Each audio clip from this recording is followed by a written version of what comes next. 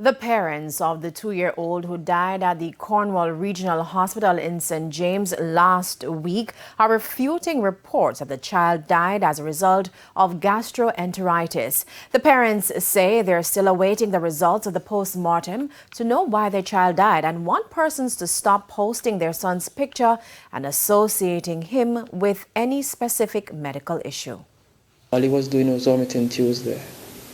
No diarrhea, no fever, nothing. All he was doing was vomiting. So I don't know if it's a stomach bug. I don't know what it is.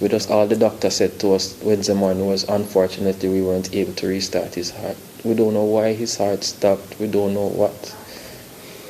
My 2-year-old baby died in my hand and I don't know why.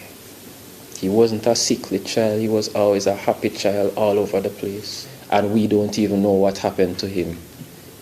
We are waiting on the post-mortem. We're trying to find an independent pathologist. So how are persons out there saying it's gastro and he died from gastro when the hospital don't know and we don't even know? We don't know if he would have been with us, if he was seen immediately, 10 minutes later, 20 minutes, 2 hours, whatever it is, we don't know.